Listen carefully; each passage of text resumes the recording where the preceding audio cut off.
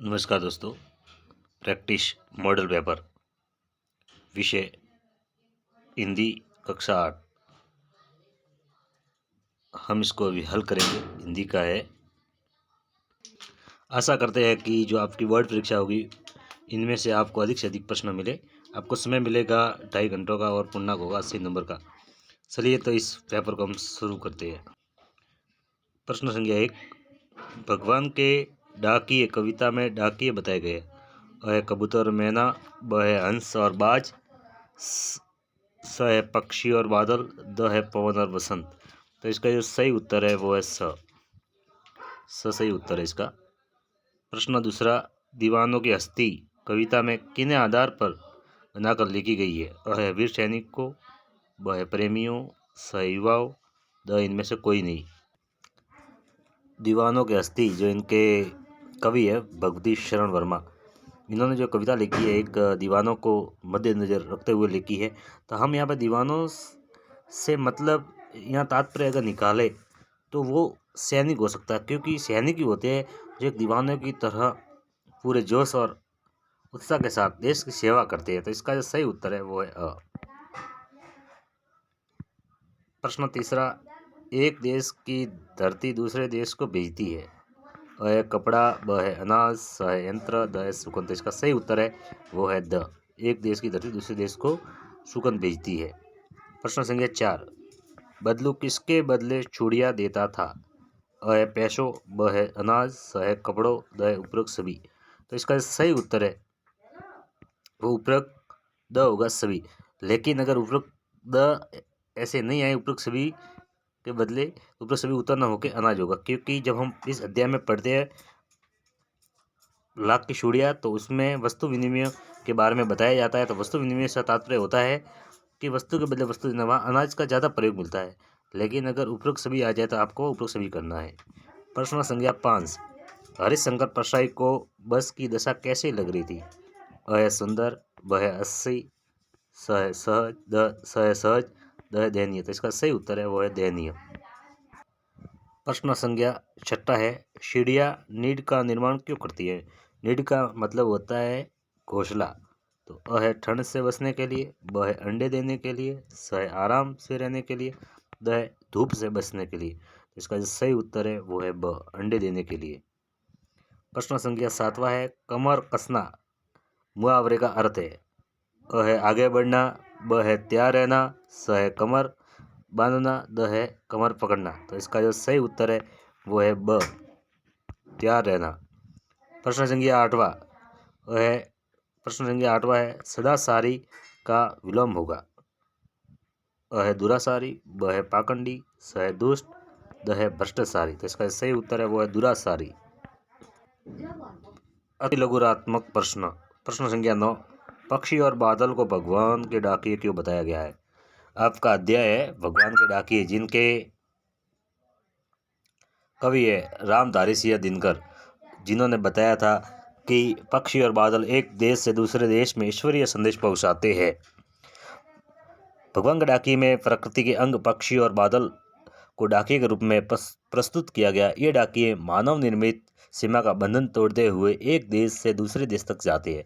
उनकी लाई चिट्ठियों को पेड़ पौधे बांसते हैं। इसके अलावा प्रकृति भी सभी पर अपना प्यार समान रूप से लुटाती है। बासना का मतलब होता है पढ़ना होता है। प्रश्न संख्या 10। सुंदरता पंका में संज्ञा बताइए। ये सुंदरता शब्द दिया हुआ है, पंका शब्द दिया हुआ है, इनमें आपको संज्ञा बतानी है। तो हम बात करते हैं संज्ञा के 3 भेद होते हैं। व्यक्तिवाचक, जातिवाचक और भाववाचक। व्यक्तिवाचक का मतलब होता है इस दुनिया में कोई एक ही चीज़ होती है, वो उसका प्रतिनिधित्व करती है, तो वो व्यक्तिवाचक संज्ञा है। जैसे हम बात करें हिमालय, हिमालय इस दुनिया में एक ही है, सूर्य एक ही है, चंद्रमा एक ही है, तो व्यक्तिवाचक होगा। अगर एक से ज़्यादा है तो पंखा, तो पंखा बहुत सारे होते हैं, लेकिन पर्टिकुलर को एक पंखे का नाम आ जाता है, उस पंखे की जो कंपनी है उसका जो नाम है, तो वो फिर वहाँ पे व्यक्तिवाचक हो जाएगा। और सुंदरता भाववाचक। भाववाचक की परिभाषा ये होती है कि जिसको हम महसूस कर सकते हैं। और दूसरी चीज़ ये है कि अदृश्य होता है, दिखाई नहीं देता है। तो जो सुंदरता है वो भाववाचक होगा और पंखा होगा जातिवाचक होगा। प्रश्न संख्या 11। विलोम शब्द लिखिए। उन्नति, उन्नति का विलोम शब्द होता है अवनति, अवनति।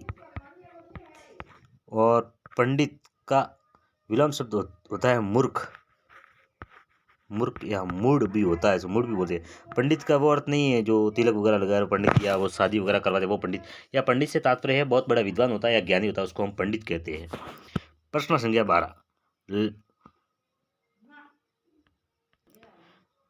लहरों ने बाज का स्वागत क्यों किया?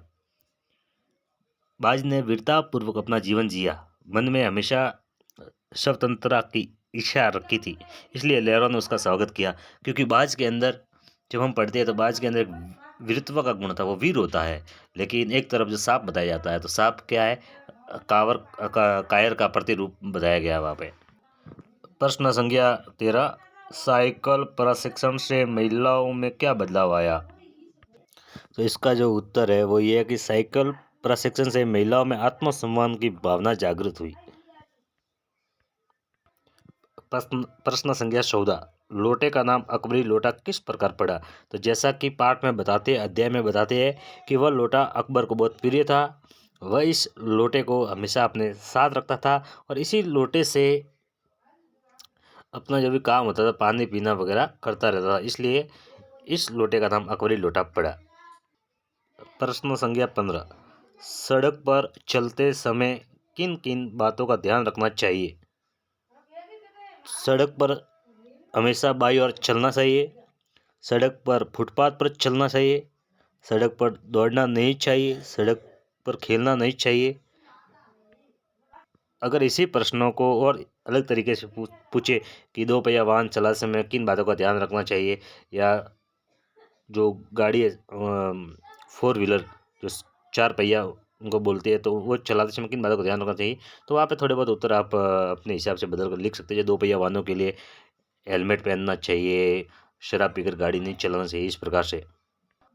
प्रश्न संख्या 16, पानी प्रात को हाथ छूहो नहीं, नैनन कैसे जल सो पग धोए, पंक्ति में वर्णित भाव को अपने शब्दों में लिखिए या वर्णन कीजिए।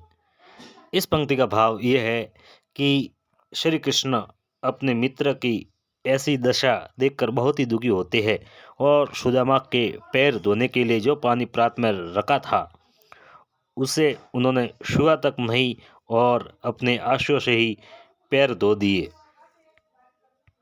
इसका अर्थ ये होता है, ये पाठ बहुत महत्वपूर्ण है। तो आप इस पाठ के जो पद्य की जो रचना है, जो दुआएं बोल सकते हैं उनको पद को, तो आप उनको याद करें, क्योंकि ये पंद्यास वाले प्रश्न आएंगे जहाँ आपको सब प्रश्न व्याख्या करनी पड़ेगी। प्रश्न संख्या 17, निम्न शब्दों में से उपसर्ग और मूल शब्द अलग कीजिए। तो सपरिवार, सपरिवार में जो उपसर्ग है वो स है और मूल शब्द इसका है परिवार है। अधिपति, अधिपति में मूल शब्द अधि है, मूल शब्द पति है और जो उपसर्ग है वो अधि है। निर्जन, निर्जन में निर उपसर्ग है और जन मूल शब्द है, निर उपसर्ग, निर के नीचे हलन लग जाएगा, और जन यानी जनता, अनपढ़ अन उपसर्ग है और पढ़ मूल शब्द है। प्रश्न संख्या 18, जग में बेरी कोई नहीं जो मन शीतल होए, पंक्ति के माध्यम से कबीर क्या संदेश देना चाहते हैं? तो इस पंक्ति के माध्यम से कबीर ने संसार के लोगों को घमंड का प्रतित्याग करने की प्रेरणा दी है, क्योंकि इस संसार में कोई भी व्यक्ति किसी का जन्म से शत्रु नहीं होता है।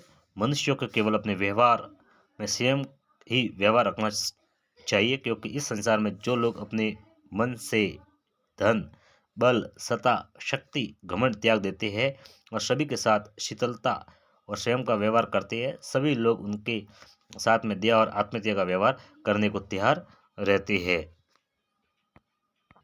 प्रश्न संख्या 19, जब बूंद अपने अन्य उत्साही युवाओं बूंदों के साथ पृथ्वी का हृदय घूम घूम कर देखने निकली तो अचानक एक जगह क्या दुर्घटना होते होते बची? बूंद ने अपने आप को कैसे बचाया?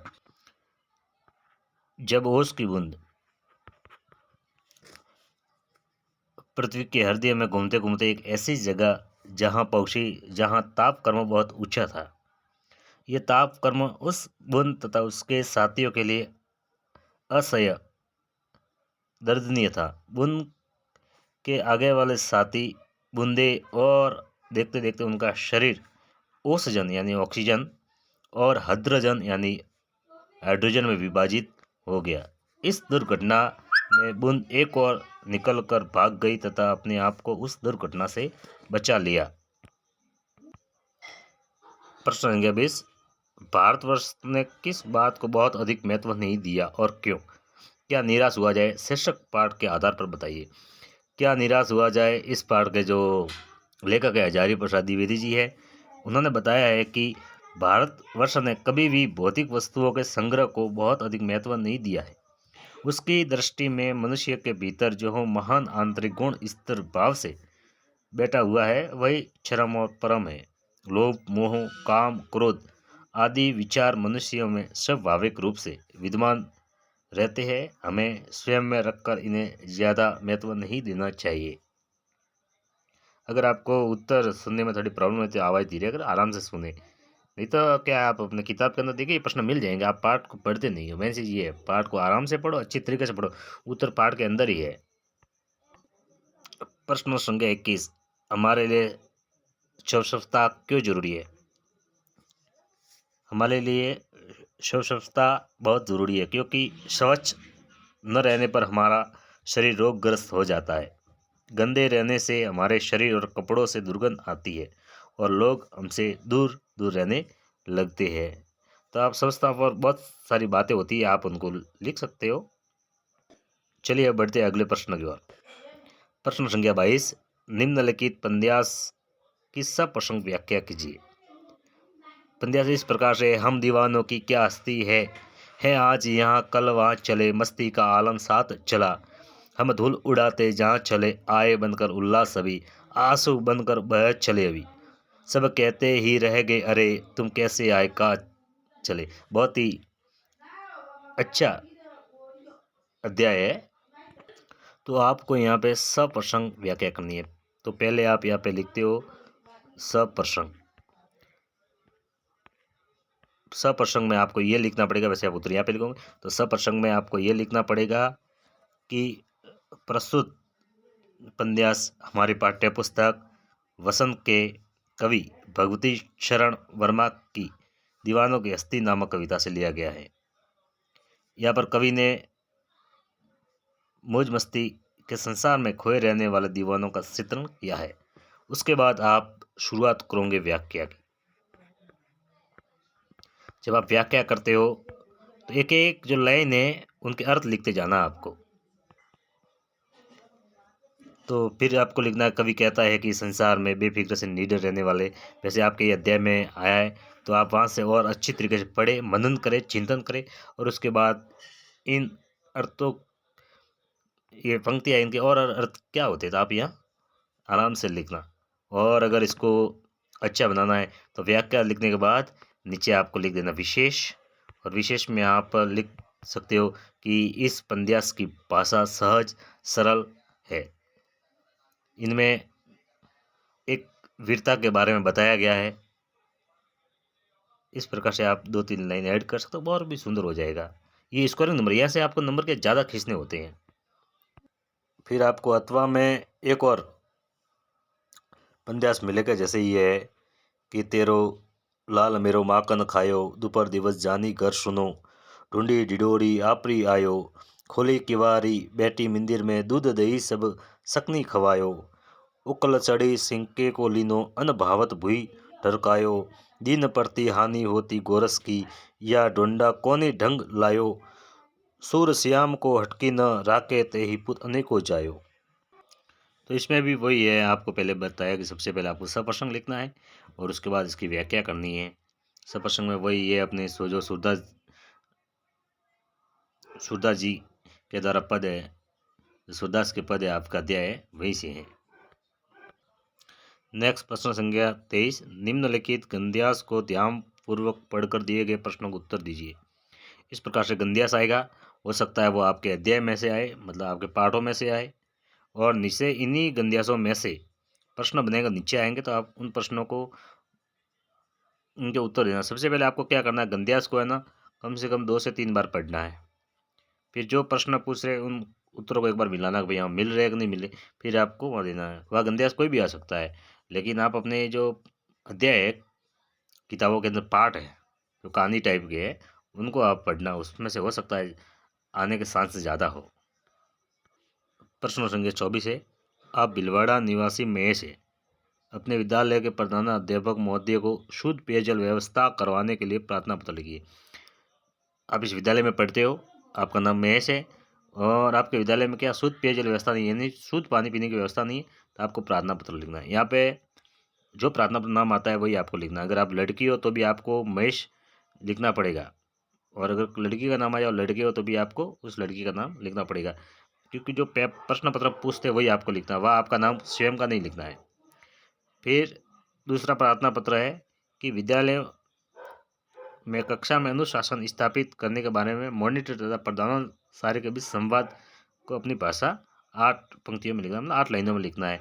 तो ये मॉनिटर और प्रधानाचार्य के बीच होगा। तो बात करते हैं इसकी फिलहाल, ये प्रार्थना पत्र तो वही आप प्रार्थना पत्र लिखते हो उसी तरीके से इसको भी लिखना है।